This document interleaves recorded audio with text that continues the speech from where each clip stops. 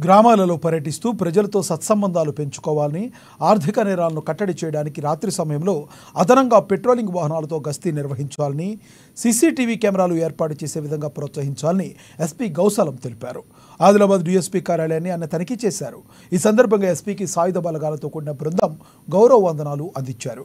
DSP Jeevan Reddy, పట్టణ సీఐలు సునీల్, కరుణాకర్ పుష్పగుచ్చం అందించి సాదరంగా ఆహ్వానించారు. కార్యాలయ పరిసరాలను చుట్టూ తిరిగి పరిశీలించి సిబ్బందికి ఎస్పీ పలు సూచనలు చేశారు. పోలీస్ స్టేషన్కు వచ్చే ప్రతి ఒక్క ఫిర్యాదుదారు పిటిషన్ వెంటనే నమోదు చేసి సంబంధిత అధికారులకు అప్పగించి సమస్య పరిష్కారానికి కృషి చేయాలని అధికారులకు ఆయన సూచించారు.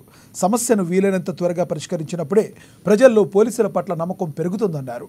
కార్యాలయంలోని రికార్డులను పరిశీలించి ఎటువంటి పెండింగ్స్ని లేకుండా చూడాలని తెలిపారు.